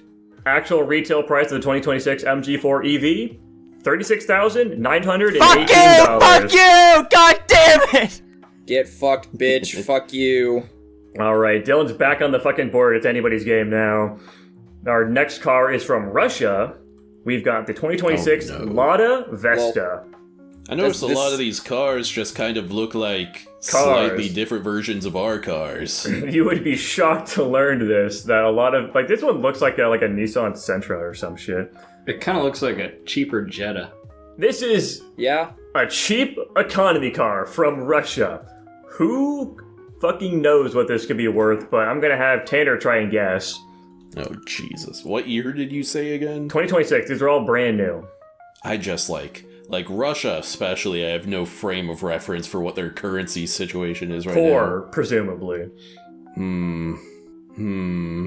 I don't think they use cars much in Russia, I think. Why would that be the They assumption? are a wartime economy right now, which means they're probably not using much manufacturing for vehicles. I'm just gonna really swing for the fences here and say $45,000. $45,000. Another explosive entry here. Let's go over to Nico. Are you following suit? I think I'm sticking strong at 30K. $30,000. Okay. We're just going to keep lowering it down by 15. Dylan, are you going to go with $15,000 yourself? How much was the last car worth? Last car was $36,900. 37K. $37,000. Okay, Blake, what are you looking at? 25. $25,000. Guys, I'm kind of bummed out by this. You guys are busting a lot more than I expected to. You all busted again. This car is retailing for $17,697. God. How is that even Jeez. possible? They make We cars should that all cheap? move to Russia. I'm not. You can't convince me. I don't want to be a communist. This car They're is... not a communist country anymore. They haven't been for 40 years. You don't This know car that. is $300 more than the other cheapest car we've seen so far outside of the super old ones, the Nissan Versa. Yeah, this car is just some like cheap fucking whatever economy box mass production car. Of course. Nothing crazy. Do you think it's faster than a Honda Grom? No, I don't think it is. This next car might be though. We've got an exciting one from Ghana, the no. 2026 Kantanka K71 Pro. Okay, now hold on a second. There's no fucking way Ghana has car manufacturing plants. Dude, I was specifically trying to find cars that were manufactured in Africa because I knew there were car manufacturers in Africa, but like I didn't know any off the top of my head, and I found this one. I mean, like, I assume this has to be just like a regional subsidiary of some larger brand. There's no way that this is like a born and bred Ghanaian like car company. It does look like a Hyundai. Well, you're gonna be guessing like it is. Tanner, what do you think this car's worth? Jesus. I'll go with the first number that popped in my head, as I have been doing, $22,000. $22,000. Okay, I also should mention this is in fact not an EV. It's just a fucking like four banger Yeah. SUV. We'd assume not. Okay, yeah, I don't think they've got the technology down there, or the fucking infrastructure to even be able to utilize it. Yeah, I don't think they proper. have electricity, my guy. You know, I'm fucking swinging for the... It doesn't matter. Let's go with Nico. I would just like it to be reiterated. We disavow Tanner. His opinions are his own. We do not share them. We understand that Africa has some manner of electricity, probably. So, you know, I'm gonna say like 20 grand. 20 grand? Okay, that's a pretty reasonable follow-up there. Blake, what do you think this Ghana car is worth? Maybe 19. $19,000? Alright, you thinking high or are you thinking low, Dylan? You already know. Dude, I did It's it. He guessed 17K. Okay, he guessed $17,000. Actual retail price for the Kantanka K71 Pro? $25,887. Fucking goddamn it! Shit! Fuck! I should have gone I did over. it. Tanner takes the fucking lead. To be honest, I wasn't actually paying attention to what Tanner said, so. Very, that's why I'm having you write it down. Yeah. I was hoping I would miss that point so I could make the joke, I'm gonna kill myself. You can still say it. It's a still funny call I'm joke, gonna man. kill myself. It's a funny joke, so it all works out in the end. Just like this category where we've got one more car left to show for you guys. That being wait. the 2026 Dacia Sandero Essential. This is a Romanian Econo box. That's kind of cool. What? You guys like Romania? I think we all like Romania here. Tanner, you love Romania. How much is a car worth, do you think? I actually notoriously hate Romanians for zero good reason at all. You don't like gypsies. Yeah, exactly. I'm actually going to default to one of my earlier cheapo answers and say $8,800. I remember that one. I don't remember what you guessed it on, but I remember that one. $8,800. Nico? You thinking higher? You thinking lower? It has to be more than that. It has to be. I'm gonna say 17K. $17,000. A bold guess over double Tanner's. The Dylan classic right there. Dude, Dylan, you're the next person to speak up. What do you think this car's worth? No, I don't want to go third. Make Blake go, but it's 18,000. $18,000. It's a Can I ballsy change move. my answer? Fuck You cannot, unfortunately, change your answer. Blake, you would still have the opportunity to pick an answer. What do you think this car's worth? 16. $16,000. Okay, Get okay. price of righted, Nico. Actual retail price of the 2026 Dacia Sandero Essential? $20,000? Let's go. Almost exactly. $20,007. What an interesting cadence you chose to say that with. Dude, I don't know why. I can't read these prices. I've been fucking around with it all day. I don't know why. Dude, it's fine. It makes it funny. It doesn't make any sense. God damn it. It's kind of a cool looking simple little hatch. Yeah, that's kind of That fun. round felt like it evened out the scores a little bit. Even though I'm still Kind behind of. by at least like 2 points, I think, behind Blakey. Wait, are me and Blake tied now? No. Damn it. This is, I mean, theoretically, we've got our longest category next. It's only 6 cars, but theoretically, anybody actually could win if they win every single category. You know, it truly is anybody's game coming up here. This is also probably the most balanced category, I would say. You guys should all have an idea behind what's going on in this category. Okay. And of course, I'm not even going to tell you what the category is. You'll probably just figure it out pretty quickly. First car up to bat, the 2018 Honda Accord LX. Nico, how much do you think this car is worth? Alright, so. Brand I get new. it. All these are like what this was worth brand new, not what they're worth today, of course. Yeah. So, as you folks may know, this is actually my vehicle, and so I have a pretty decent idea of how much this one goes for. So I'm Dude, gonna stop. say... What? Stop fucking buying time. Say the number. I'm gonna say it's gonna be a cool 23K. $23,000. Okay. Tanner, what are you looking at? I mean, like, I get the bit of this round where it's just like, hopefully you nail your own car or else you're gonna get fucked. Mm-hmm. And I will happily play into that by saying $22,999. Crazy. Okay. Dylan, how much do you think this was worth? 24K. $24,000. Blake, I'm also saying 24. you can't say the exact number. You going 23,000? Damn, I was gonna say 24. Yeah, 23,999 Say or like $1 more, $1 $24 less. Say 24 and $1. Yeah. Yeah, 24,000 plus $1. Okay. Okay, is that where you're going with $24,001? Yeah, that's what I'll do. All right. Point. Actual, yeah, you don't worry about editing the message. Actual retail price of this car, $23,570. Nico, unsurprisingly, knows the price of his car. I was honestly expecting somebody to like really price is right his ass there. I tried. I appreciate the effort, dude. I appreciate the effort. Luckily, when you asked me the other day what kind of car I had, I did look up the MSRP of it. And son of a bitch, son of a fucking I had bitch. a feeling it would come up. I didn't bother. I was at work. Based. Anyways, next up we've got a 2018 Ford Escape S. Tanner, how much do you think this car is worth? Dude, it's impossible to say because I own a 2019, so like I'm completely fucked here. Holy shit! I thought you had a 2018. Anyways, go on. Oh boy. So I mean, I bought it used. Yeah. For like, I think for like $27,000. Oh my god. I feel like you got ripped off, probably. Or I could just be completely misremembering and I'm not even close. Or maybe I'm just trying to throw you guys. I'll say $28,500. Nico, what are we looking at? Is this all-wheel drive? No, it's front-wheel drive. Okay. Can you make Dylan go first? No. God damn it. Alright, let's say $23K again. $23,000 again. Interesting.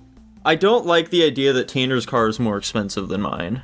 I think it's valid, to be fair, but Dale, how much do you think this car is worth? $29K. $29,000. Okay, Blake? 23. Okay, so Nico also guessed $23,000. Do you want to guess $23,001? Oh yeah. Blake, guess I'll say that. $22,000. We're talking about when it was new, right? Correct, when it was new. Maybe 24. I'll go with 24. $24,000. Okay.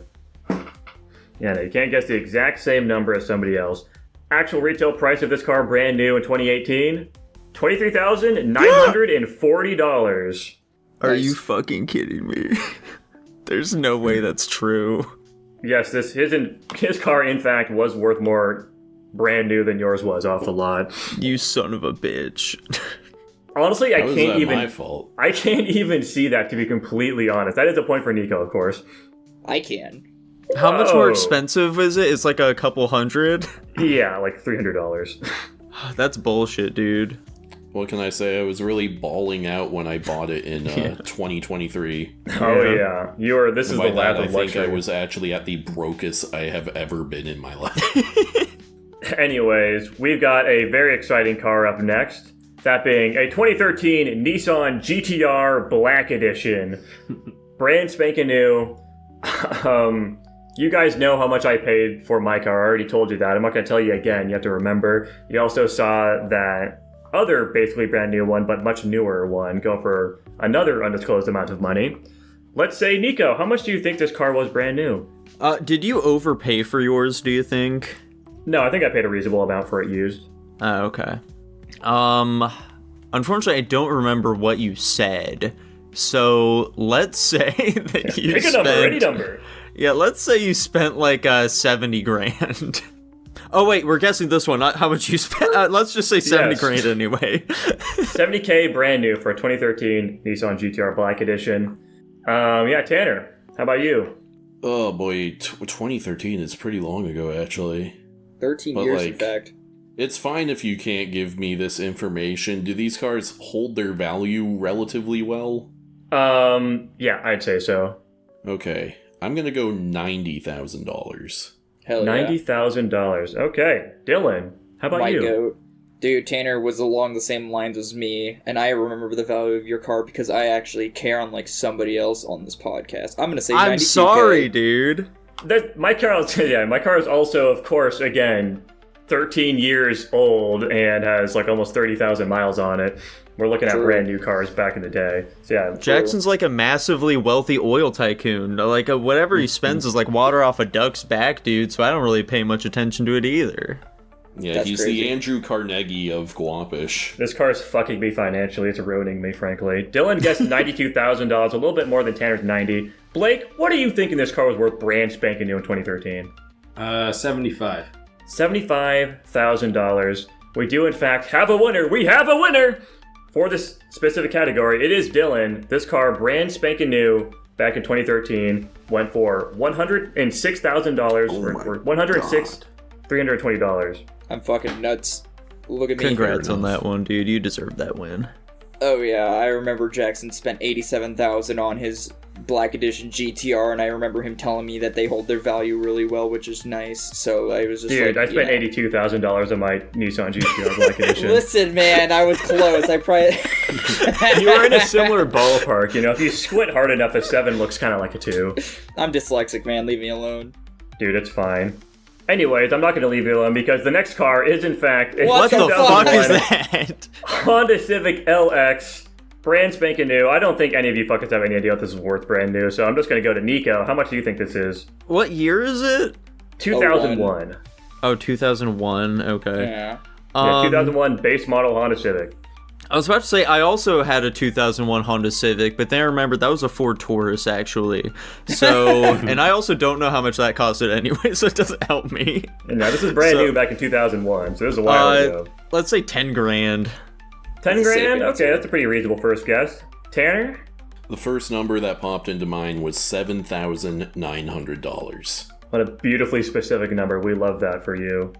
Dylan, you should know this one, or else we're going to ritually sacrifice you if you don't. Ritually sacrifice. You'd have to pay for your own plane tickets, because I'm not doing that. It is crazy how 1-to-1 this looks like my fucking car sitting outside right now. If you zoom out, you can almost understand what you're looking at. Yeah, I was gonna say it's not. No. The pixelation's correct too. That's exactly what my car looks like. Exactly. It's like censored. I'm gonna say It's like protect Minecraft. its identity. I'm gonna say $12,000. $12,000. Okay, Blake. How about you? How much do you think this car is worth? Brand spanking new in 2001. 14. $14,000. And again, we have a winner. We've got brand spanking new. This car's retail price $15,610. That is a second point on the board for Blake. The guy's catching up. He is. You guys don't know the fucking scores at all right now. Blake might be on your heels. It's I impossible could only to say. surmise. I think he's passed us. All right, we've got 2 more cars here to go through. These are a couple of bangers here. Next up, brand spanking new 2011 Infiniti G37 Touring trim. Nico, how much do you think this car is worth brand new? You guys have talked a lot about how affordable this car is for the amount of horsepower or whatever that it gives you. So it's probably only a little bit more than my car. So I'll say 25 grand. 25K. Okay. Tanner, how about you? Do you know? $37,000. There we go. A commandeering number over Nico's guess. Blake, you just got a point. How much do you think your car is worth brand spanking new? Do you know? Not off the top of my head. I'm gonna say 35.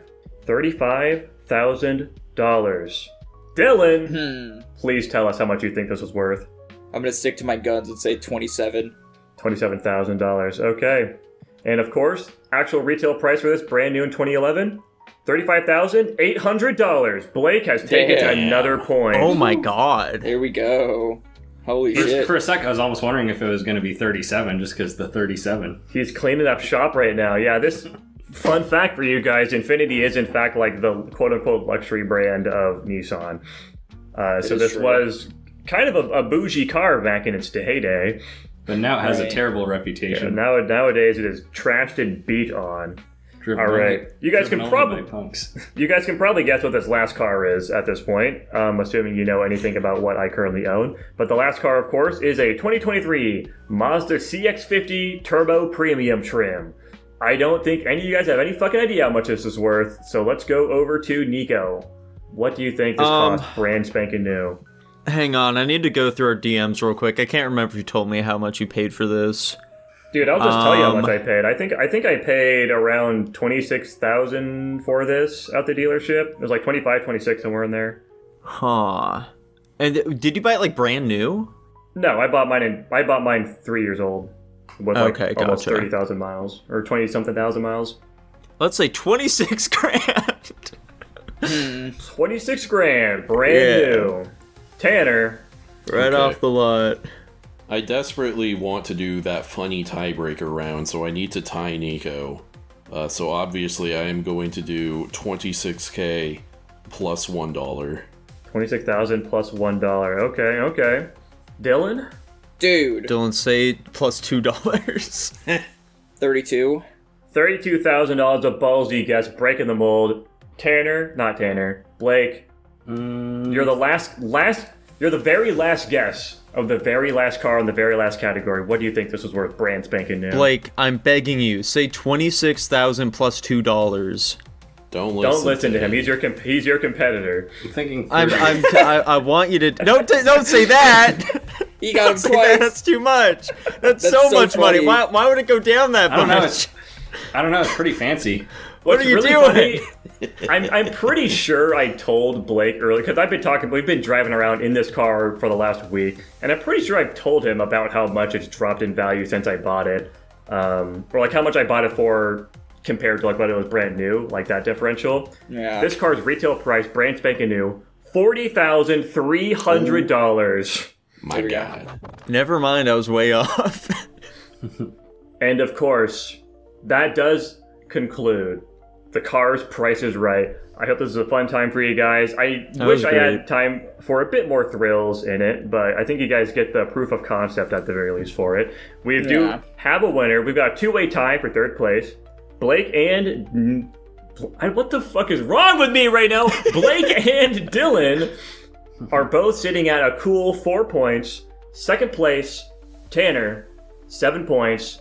And of course, we have first place, Nico, sitting at a whopping 8 total points. Hell Congratulations. yeah, dude.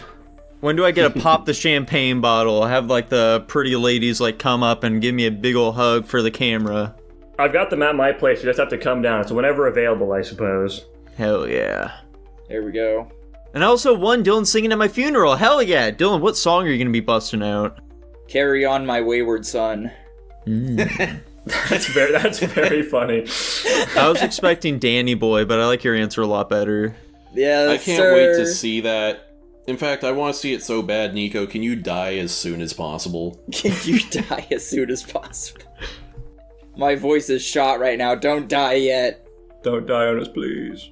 Don't I'll do give it like it. a week or so. Thank God. Well, fantastic, guys. Speaking of thanking God, I can't wait for us to thank God for the amazing films we got to watch this week over on Guapish at the Movies. Guapish at the movies. Say it. Humongous. Jackson, what did we watch this week? The Patreon pick this week, as requested by our favorite patron member, the Bebot, thank you for the request, was the 1977 film Smokey and the Bandit. And if you also want to get your movie picked and watched by us, then go to guapish.com/Patreon or patreon.com/Guapish for $1 a month. Get your movie into the raffle and you might win just like the Bebot did this week. And of course, I'm going to toss this over to Blake. Please give us a plot synopsis of Smokey and the Bandit to the best of your memory. Really quick plot synopsis of what happened in the movie. I liked it. I mean, like, he's Not your thoughts. Literally just what happens in the movie. A plot synopsis, just like bare bones. What happens in the movie?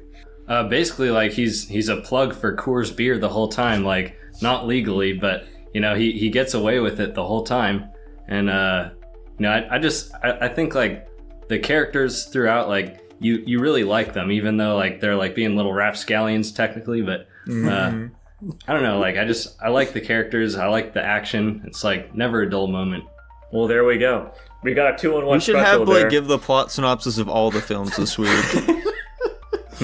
I love that. All right. Fun fact? Yeah, fun fact, Tanner. So before I say the fun fact, I just need a quick sanity check. Burt Reynolds kind of looks like Pedro Pascal, Yeah. right? Yes, 1000%. yes, he Okay, absolutely thank you. does. Thank you. Okay. Anyway, fun fact. Jackie Gleason, who plays Sheriff Buford T. Justice, improvised most of his own lines. He also was the one who came up with the diner scene between him and Bandit, and he came up with the idea of, like, his son character. Bro wrote half the movie, basically. Apparently, yeah. Yeah, that's a good fun fact. I like that one. Blake, let's kick it off with you, man. What was your rank for this film? Yeah, what do you think you would give this movie? Do you remember our rating scale, I guess? Yeah, I think I give it a solid A. A solid A, okay. There we go. Dylan, how about yourself? I think I gave it the same as him. Let me double check my notes here. But I'm confident I also gave it... Oh, no, sorry. I gave it an A-. All right. And I am at a B-. Tanner? That's insane. I'm also at an A-. Jackson? I am pretty close to you guys. I'm at a B+, but I could be convinced. Fantastic. Let me go ahead and get into my thoughts. Blake covered it pretty well there. It's just a great action comedy. They do a really good job of balancing both of those elements of it as well. And I totally agree with him that one of the really standout parts of this are the characters. I think all of our characters are quite likable.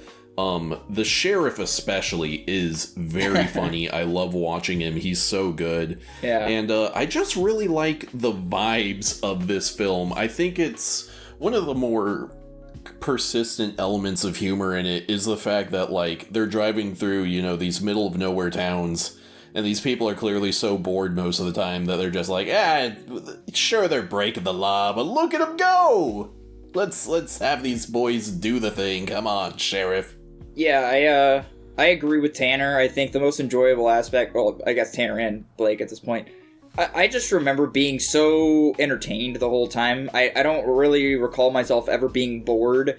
The characters just fit their roles super naturally, and the character interactions were great. I loved it. And, you know, all the characters were extremely likable, like it's been said twice over now. I didn't think I'd enjoyed the prospect of a movie about people driving trucks across state lines. I never envisioned that being an entertaining thought.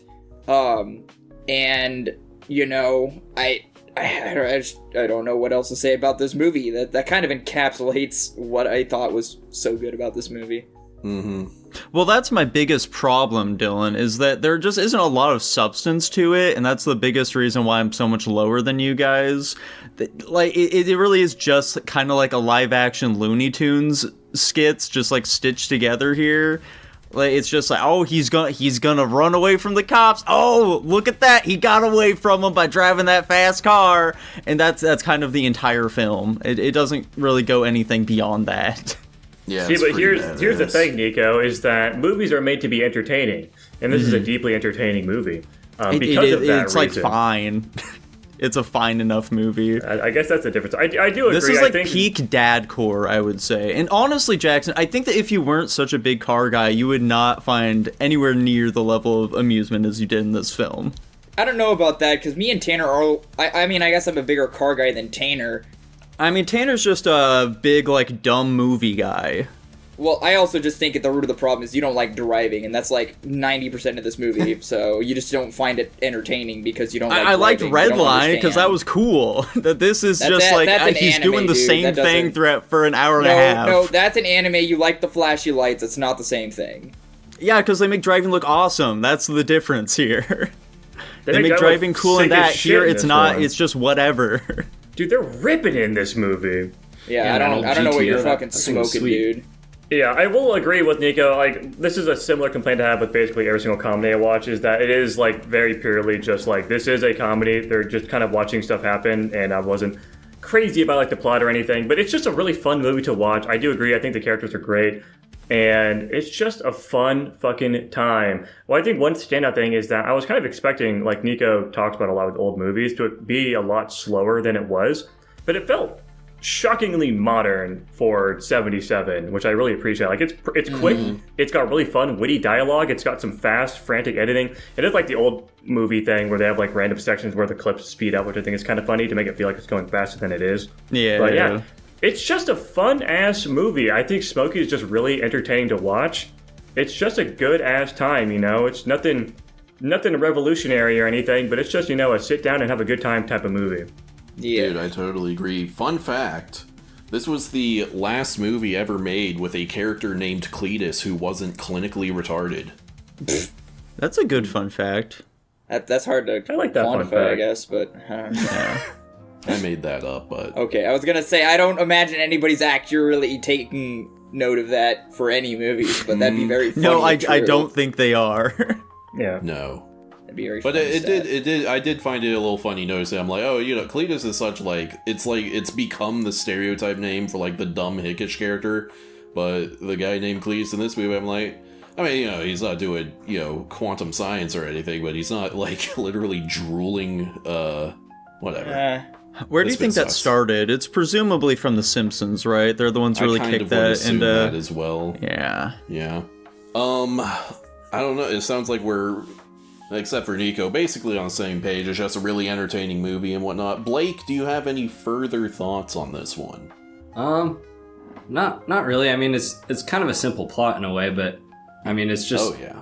it's just one of those never a dull moment kind of movies for me. I mean, I think your analogy of the Looney Tunes like is kind of like a good analogy. Like it's kind of like a live action Looney Tunes in that way. Mm-hmm. Bandit is Bugs Bunny. Hmm? Oh yeah. Yeah, I clearly. mean, like even the sheriff, is likable like in his own way. Yeah. True. He's Yeah, like, I mean, he's Wile E- entertaining. He's like Wile E. I- Coyote. Yeah. He isn't likable in like a actual person sense, but yeah, it's funny seeing his little antics on screen. Yeah. Yeah, Just like like the bumbling oaf he is. You admire like his motivation, like Wile E. Coyote. Yeah. I think he's more Elmer Fudd-esque. I was gonna go Yosemite Sam. Dude, I was gonna say Daffy Duck. I was gonna say Pepe Le Pew. I was gonna say Sylvester the Cat. I was gonna say Tom the Cat. Well, that's not Well, even that's not Looney Looney Tunes Tunes. anymore, but I do Come on. agree. That's still like along the same lines. I we have figured. enough. Yeah, I was gonna say. I have two closing thoughts. I kept getting interrupted. I've got a meta thing, that being that Dylan was talking about. But he asked me if I had any interest in driving a Monte Carlo or like a Firebird specifically. Oh yeah. Dude. Or Trans Am, not a Monte Carlo. Yeah. And I was like, they're fine. And then he was like, yeah, no, I really want to drive one after watching Smokey and the Bandit. And I was kind of yeah. like, whatever, sure. And then I watched the movie and I was like, yeah, I want to drive one of those fucking things. It looks fun as shit. Oh, you hadn't watched the movie yet? No, we watched this yesterday. Yeah, I was. Dude, me too. I was watching the movie. I was like, dude, this looks like a rip and roaring good time. I bet Jackson would love to do this shit. And that's why I messaged. I was in the middle of watching it when I sent you that. The most unrealistic part of this movie is that the woman was also ripping it just as good as Smokey. I just don't buy that could happen. I don't think she was, but well, yeah, I mean, now she was just a stunt driver for both of them. It's kind of funny seeing the fucking doll when they cut to the shot of them doing the jump into the football field. That was silly. I didn't see Inside the that. driver's seat.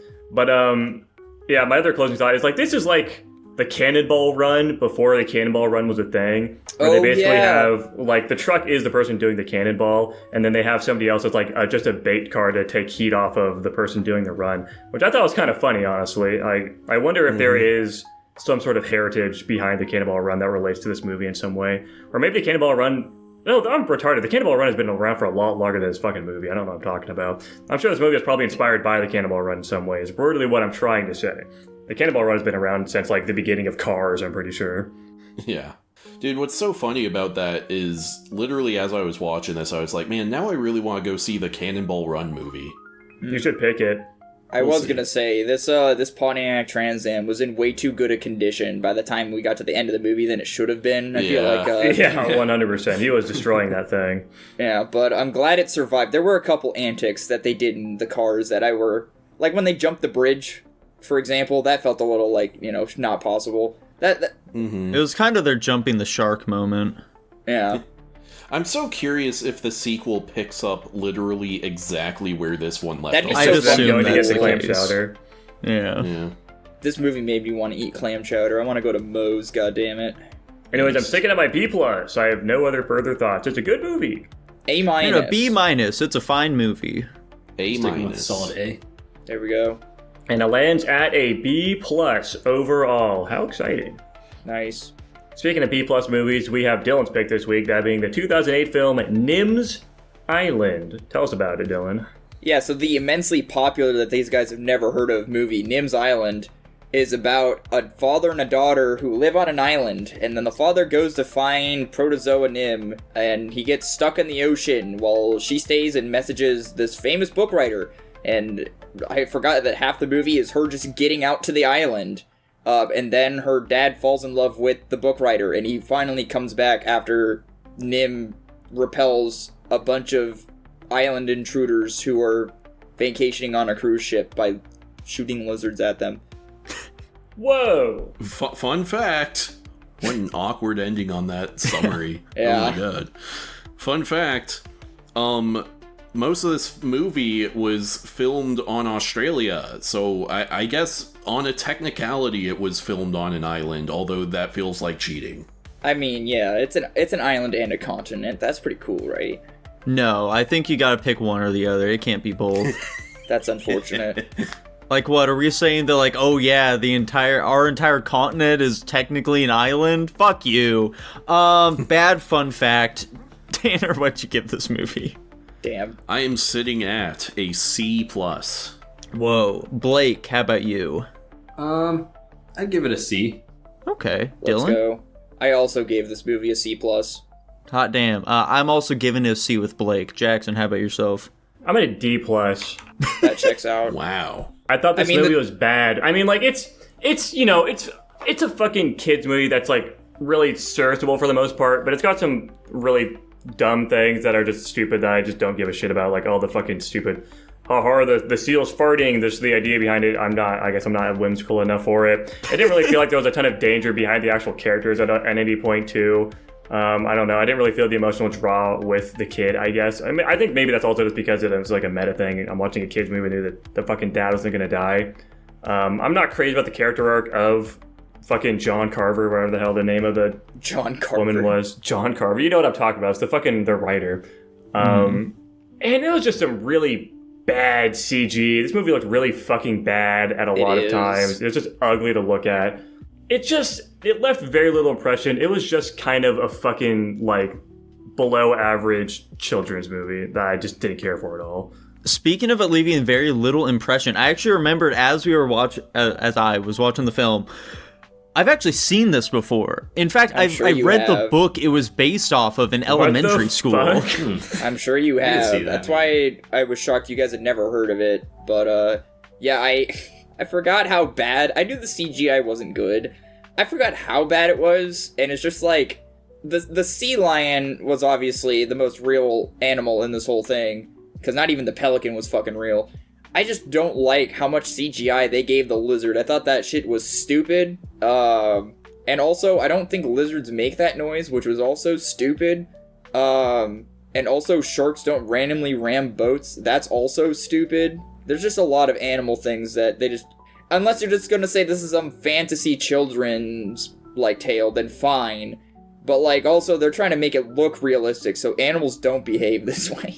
Oh yeah, the fantasy thing immediately reminded me of, like, the only actual positive I have. I do think the dream sequence kind of things are fun, like the way she's like reading the book in bed and have like the story of what she's reading playing out. I think that's kind of fun, and it's a creative way of showing it. But that's really like the only thing I gave any shits about with this entire movie.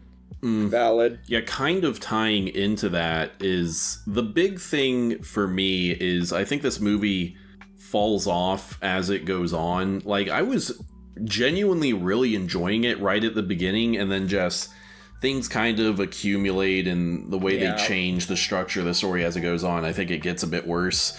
For the most part, I really like our main characters, honestly. I like Nim quite a bit. I think she's a very charming main character, you know, this sort of precocious young girl that's like her father has actually made her capable of surviving on an island. I think she's an engaging character, and I like Alex Rover, but like I said, like as she keeps going on, it kind of gets worse and worse over the course of it. But at least at the outset, I liked her. I think it's very funny that her like schizophrenic hallucination like pieces out on her. That is a silly portion, yeah. And then I thought the whole subplot with like the cruise ship and whatever was really fucking stupid. I actually hated that. I wish that wasn't I would much rather the story was like the storm really messes up the island and Nim like really genuinely is having to do survival stuff instead of this stupid like, oh, we gotta drive away these fat Australian retards or whatever. Dude, speaking of the storm like destroying the island, we really don't see like the effects of that at all, at least from my perspective. Like they show like papers and shit being blown around. It looks like you would assume the house is getting really fucked up. But then when they're kind of like exploring it with the Alex rover, it just looks completely fine. Like there's nothing wrong with it at all. Like they didn't even like attempt to like damage the set in any way, unless I just completely missed it. But like it was a little stupid because it just took me out of it. Like it made me feel like there really wasn't any actual threat to this girl, or even like the gash she got on herself, like just wasn't an issue at all at a point. Like it's just kind of stupid. Yeah, that was like the one thing that really stuck with me from the book. It was like the gash was like a big problem for her. She was describing like, there's like she was describing like, there's like pus and stuff coming out of it, and like it's this whole deal, and like she needs to figure out how to like treat the wound and all these things. And that was the only thing about the fucking entire story that really I recall, and so it just wasn't really a factor at all in the movie.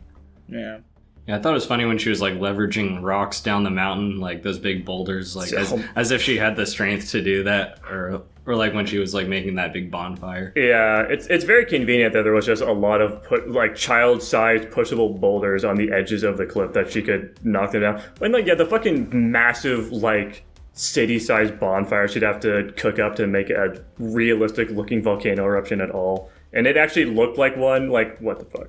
I do, as the resident geologist, I find it very hard to believe that you drop a rock into a caldera and you just trigger a fucking eruption. That has to be some really fucking shallow rock and a lot of gas buildup, and I just don't see that happening. So, whatever. And also, the gash thing. Didn't really try with the whole makeup crew, making that look realistic. And the only thing I'd say about the storm is, like, my immersion brain says, realistically, her and her dad would have, living on an island, would have realistically weatherproofed the fuck out of their like house. So like, and apparently they did, because it completely unscathed. Like she just had to replace some like solar panels. It looked like she should have like closed the windows. I think that's what she was going for, but never got to that. It doesn't really matter, but that's just what I would imagine in that scenario. Speaking of the storm, I actually do think the scenes of the dad trying to do like some MacGyver shit with his boat were kind of fun. Especially like the scene where it like the fan or something breaks and he gets knocked into the water. That shit was kind of fucking raw, with like the zoom out of him like screaming in the ocean in the middle of a storm. That shit kind of went hard in the middle of this movie for no reason. Yeah. Well, is that all we have to say about Nim's Island? Well, folks, I think it's about all we have to say about Nim's Island. You know what, Jackson? You convinced me this movie sucks. I'm dropping it down to a C-. I think it's fine for a kid's movie. I'm gonna stick at a C+. I'm sticking at my D+. I'm also gonna stick at my C+. I'm gonna say C-. Okay. Solid. And that lands it at a solid flat C overall, which I guess maybe sounds about right. A little high for me, but it is what it is. You are the lowest ranked on this movie, so... Speaking of low-ranked movies, we've got my pick this week, that being the 2008 film Twilight. Maybe commonly confused with the 2000 film Requiem for a Dream, but not this time. What? This is the story of Bella Thorne or some shit. I forget what her name is. She moves out to bumfuck nowhere, and a vampire immediately starts stalking her, but she's a woman, and he's hot, so she's super into it. And hilarity ensues. Yeah. Fun fact. So, Forks High School was not made up for the film, and in fact, the high school lent them tons of school gear for the crew to use and shit. Dude, yeah, I knew that. That's a kind of whatever fun fact, I suppose. Blake, where are you putting this movie? I'd give it a C+ on a good day. There you go. And Solid. Today's a good day. Dylan, what are you giving it? Personally, I gave this movie a C-. Okay. Tanner, how about yourself? I am also sitting at a C+. All right, and Jackson, round us out here. I'm at a flat D. Yeah. And I'm at a D+. Okay. Dude, fun fact for me, every time I drive through Forks on my way up through Washington, I always tell the person I'm driving with, dude, this is the place where they filmed Twilight. And every time I get, whoa, really? And I'm like, yeah. They only filmed a high school there. The rest of it was in St. Helens. Yeah. Oh, yeah. Yeah, this movie's fucking bad. It's kind of pushing so bad it's good for me. It is, yes. It is so profoundly awkward throughout the entire runtime, and there's just absurdity in here. Yeah. Why the fuck do they start playing baseball in at 2:30? What the fuck is going on? I don't know, man. They're trying to show that vampire families can be normal. It's just so funny. Like, it's like the fucking, like, him grabbing her and then climbing up a fucking tree, or just all the scenes of him just moving at, like, lightning speed are hilarious. Like, it's just all the super awkward dialogue. It's just fucking hilarious. But it's funny because it's really bad. It's kind of that shit that, like, keeps you watching, like, and not just, like, getting up and looking at your phone or whatever. Like, and unfortunately, I find this movie pretty offensive too, just because it's just so fucking stupid that I'm not going to give it points for being funny. I'm just going to give it points for being bad, because it's really bad. Like, genuinely, I think that Nim's Island's a better, well-constructed movie than this. This is a fucking bad story, adapted very poorly for me. Like, the script and the acting, I feel, just was not there. I agree with the awkwardness. The lines were not delivered the way they should have been. I don't like the lighting in this movie. The lighting in this movie is so goddamn poor. And just the character interactions are bad and just not well played out. I like how, I mean this not unironic, whatever, I don't mean this literally. I don't like how they introduce at some point, like, oh, by the way, this is why I don't go in the sun. She's like, oh, you'll die, because, you know, stereotypical vampire, but no, he fucking sparkles. And then he's like, yeah, this is why we don't go out during the day. Yet, I think not even 5 to 10 minutes later, we see him in the daylight at the school. What the fuck? Yeah, I actually remember hearing like about the sparkly thing before, but I didn't know what they were talking about. But then actually seeing this movie, I was like, yeah, that's fucking retarded. What the hell is even that? It is stupid, but it doesn't look bad, surprise. I'm gonna say it doesn't look bad, surprisingly. Like, they at least get, like, they get it okay. It's conceptually stupid is the problem. No, I agree. I feel like you can really tell that the woman who wrote the book insisted on being the writer for the movie, and she really made almost no effort to change the dialogue from what works in a book to what works in a movie. Dude, fun fact, the script for this movie is just the characters reading from the book. That'd be pretty funny. I mean, you can tell. That would be funny. I want more explanation as to why being a vampire is so bad to this family, because if they can just survive off of animal blood, it doesn't really feel like they have, like, I guess the one downside would be that they have to, like, restrain themselves from fucking eating humans because it's really tempting, and also they can't really be seen in certain circumstances, but even then they can get around it. Like, they can be around humans and live, like, a relatively normal life, except they never age. Like, it just sounds like nothing but a positive. Yeah. And yet Edward is so vehement about her not becoming a monster like him, even though they found a way of avoiding being a monster because they don't have to eat humans anymore. So, like, I really just don't see what he's so fucked up about it. To the point the that, big like, thing is that he's waiting until she him. Turns 18, so then it doesn't look very problematic for him. Exactly. But, like, he even risks killing her by him not having self-control to stop her from turning into a vampire. It just, I don't know. It's like there's something missing. I'm hoping that the sequels maybe address more of it, but, like, I just don't understand, because she's so into it too. Like, why not just let her? Yeah, that's the weird she part. She is so fucking horny for him, just, like, from the onset. She is just like making so many, like, ooh faces at him and, like, biting her lower lip and shit. Like, you guys are talking about the dialogue, which is fucking weird. Like, they have a straight up, like, fucking prequel line in here where it's like, I don't like cold wet things or whatever the fuck. But like, also just, like, their facial expressions and, like, little movements that the characters do are just bizarre. They don't act like humans, dude. They don't act like... I mean, granted, I guess Edward has a pass because he's not a fucking human. But, like, everyone else is just so weird in this movie. It's just so weird. Yeah. I was gonna... To answer your question, Jackson, I think it's really just supposed to be... We, the audience, are supposed to believe they're exerting this enormous amount of self-control all the time, and it's super difficult, but the movie doesn't communicate that well. We don't see it at all. Yeah. I remember her mentioning this one part, I think it's when she's confronting him about being a vampire, and she's like, "That's why you sometimes talk old timey." Yes, I'm like, yes. When did But he he ever doesn't. do that? He doesn't talk He literally outside. never does. Yeah, I also wrote that down because I was like, what the fuck is she talking about right now? There's like a single line where he's talking about like their graduation caps and he refers to them as something weird, where I had to look up what the fuck he was talking about. That was the only time throughout this And that entire was film where after he the seemed to vampire talk in an reveal, old-timey though. manner. Yeah. Guys, what did you think about just like the entire ending conflict that was like just thrown in at the last like half an hour? What do you guys think about that? The part where like his siblings just like dismember the body and burn it in the background That was shit like is so dramatic. fucking funny. It was awesome. I love too that they set up these three guys throughout the entire movie, and then one of them just says, "Yeah, shit, man, I'm out. That guy's fucking crazy." And then they have, of course, the twins that are not the twins, but like the lovers that are into each other. And then the girl just fucks off too, so it's just the one dude. And they do some crazy, wacky shit. Like they go all across the country to fucking evade this guy, and then they still fumble it somehow. It And doesn't it's- make any sense. It's just And they go across the ridiculous, country like man. it's nothing too. It's like we see a scene of them driving and it's like, okay, they're in Arizona.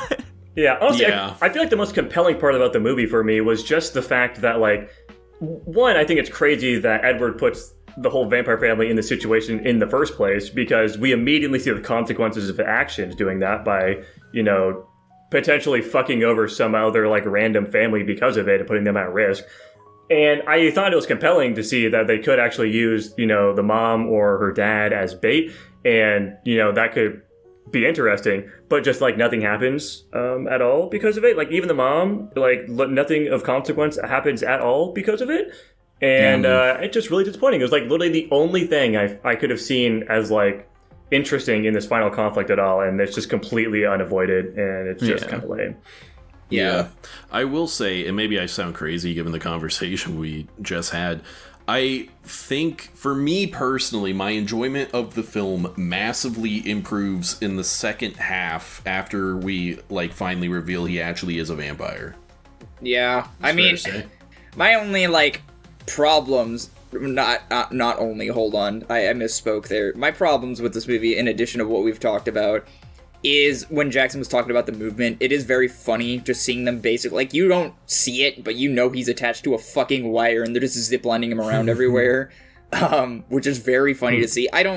That first time we see him run, he it's almost as bad as Superman. He's like not touching the ground. Yeah. Also, Well, so, like, it's the first time we see him like run with Belle on his back, I believe that what they did is they just like set up some like fucking sort of like those moving platforms like you see in the airport or whatever to like make him move faster is what they did It'd be there. really funny if that's true. that would have been That's what I more was told realistic happened. than what I didn't the fact zip check line. it.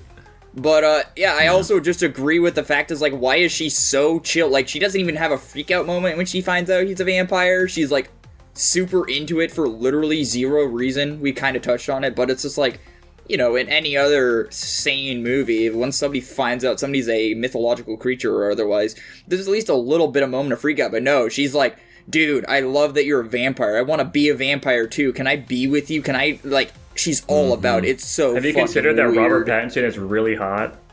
He looks really weird in this movie, but He also does. he did save her multiple times prior to that. True. Yeah. One other positive I'll give this movie is like, given what I had just kind of culturally osmosis about this series prior to seeing it, I was surprised at how much like actual unique vampire lore there is in this film. I thought I guess I just kind of assumed the vampires were the most bare bones thing imaginable for the Twilight series, but they actually have a couple things, and it's not all really stupid stuff like they shimmer. Yeah, he didn't even need to ask her to come into her home. He can just like go in there and watch her while she sleeps. It's very funny that reveal is that he actually was in fact like in her room just stalking her, and she wasn't tripping. Very silly. This movie's so Does fucking anyone stupid. ever ask why he's so into her? Dude, because she smells so good and so yummy. Well, and she's Right. mysterious to him. She's the Oh, only yeah, she can't person read his whose mind. mind he can't read. Yeah. Right. Something Why stupid do they all have like like random fucking anime shonen powers as well? What's up with that shit? They're vampires. I guess like that that like stuff. a lot of vampires will just like have their own unique traits. Like I think, you know, spoiler, Bella eventually turns into a vampire and she develops like something where it's like she has a shield around her brain that she can extend. What? Huh. Yeah, that's What? like why That sounds that's why he stupid. can't read her mind, is because she has a natural shield around her brain. What the fuck does Very that curious. I don't- love and support this series. It's beautiful. That's interesting. Blake, you have not said much in this review so far. What are your thoughts on Twilight? No, I feel like I understand why like maybe like a lot of teenage girls like this shit, and like I also feel like I understand why like most other people just kind of like rip on it. I don't know. I feel like generally like it's just kind of a ridiculous movie, and like that alone makes it kind of funny. Like I mean, it kind of like. I don't know. I wouldn't say it's boring. Like, I'll give it that at least. Dude, you and I were having a That's ball true. watching this shit.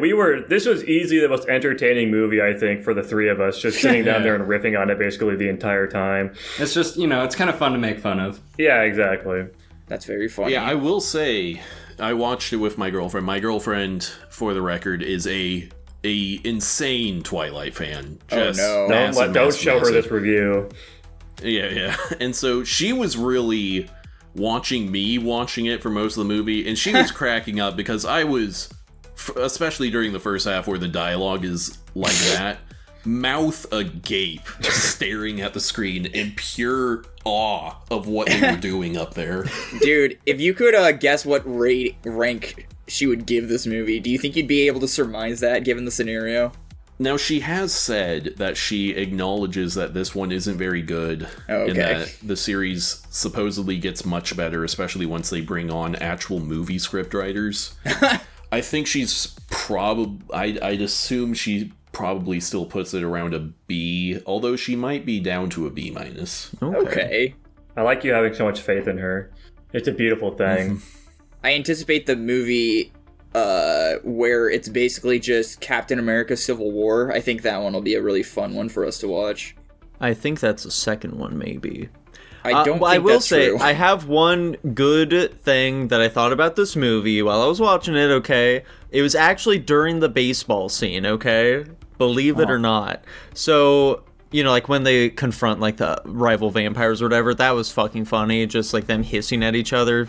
Ridiculous. But when they were actually playing baseball, they do this thing, okay? You know, they can only play baseball during like a thunderstorm because, like, you know, they crack the bat. It's so loud that they got to cover it up with thunder, okay? And it's like that as a premise is like, that's so stupid. How do they know when the thunder's gonna boom? Well, it's because their I think pitcher, it's just that the pitcher, Tanner, the pitcher is the girl who can see the future a little bit. So she's able to fucking know exactly when to throw it, and it fucking hits it. You know, they don't spell it out for you, and I thought that part was nice at least. I just kind of assumed that part is that whenever it hits, people just assume it's thunder. I didn't even take into Yeah. account that she's... Plus, like, No, she can if only you vaguely notice, see the if you future. notice, every time it fucking like hit it, it's the thunder. I feel like I saw one time where that wasn't the case, but, you know, maybe I'm wrong. I think it's surprising that the entire family is so chill just to take her in immediately. And then Yeah. also, like, why the fuck did they invite her to watch them play baseball? That's so funny to me. I guess it's because the girl who can see the future was like, "Don't worry, guys, it'll be fine." She can only vaguely Blunder. see the future. I just want to point that out here. Yeah, but she can see it enough. Okay, Clearly guys. not. I did, in fact, just text my girlfriend to see what she would rank Twilight, and she said, "Ugh, a C."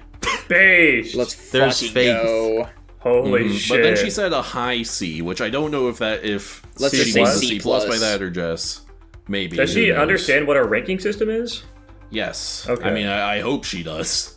I don't know how much It'd she be watches. crazy if I've been watching all of the movies with her for the past 2 years, and Valid. she doesn't know how the rankings work. Yeah. Speaking of ranking, I should probably just get her rank from her every week. I might as well. sounds kind of funny. Why not, you know? We can then get the opinion. I mean, obviously it won't count towards anything, but then we can incorporate the black woman ranking every week. There we go. Wait, does that mean I have a black guy ranking? Is that how this works? No. God damn You're it. functionally white, buddy. I am functionally white, you're right.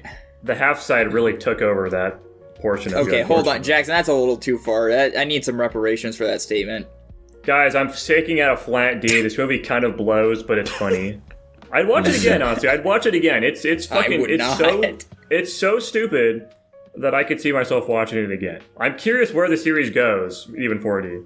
If you ask me, like, would I rather watch Twilight or Smokey and the Bandit, it might be a harder call than you'd expect. That's kind of I'm, I'm sticking a D+. I'm unsurprisingly sticking at a C-. I'm giving it a C. I just scrolled down to the flat C to see what I have in there. I don't think I can put Twilight in with some of these. So I'm gonna stick at my C+. And it lands at a C- overall. Honestly, higher than I expected it to land, but here we That's are. about where I I expected. agree. Guys, what are you picking? Please tell us. All right. Please. Let me take a gander here real quick. I don't have to take a gander. I already know. I'm picking. No fucking way! Go on. I'm picking the 2013 film Percy Jackson: Sea of Monsters. Oh, Fuck I've been you. wanting to see this Fuck one for you. a minute. Oh, whatever. This one's gonna be bad, but I want to see it. All right, and I'm going to go ahead and pick another new franchise for us here, fellas, because I really want to get to the second movie in the series, which I hear is peak. We're going to be watching the 2019 film Nausea. Ooh, okay. Oh, I think that's like I know what that one is. Yeah. Guys, this is a historic moment, frankly. Historic, even. I'm curious. Hold on, Tanner, do slash my request real quick. I'm curious about something. That's so funny. That's so fucking funny. Okay, Wait, Yeah, it's the newer one. Rocky 3 finally got picked. Not the one that was in the queue for Holy- almost How fucking the hell? 2 years. The one that was in there Almost for 2 years. yeah, the one that was in there for 9 months got picked. That's so silly. Oh my god. Anyways, yeah, that's easily the highest possible chance pick that could have been rolled. Yeah, Rocky 3 1982 by our patron Mr. T. Thank you for the request. Yeah, thank you so much. I'm happy we're historically getting to this big moment. Hopefully it'll live up to the reputation of the previous 2 Rocky films. But if you two would like to request a film just like our patron Mr. T did, then Tanner's going to tell you all about how you can do that. That's right, everyone. If you just head on over to guapish.com/Patreon or patreon.com/Guapish, you can subscribe to us for only $1 single a month.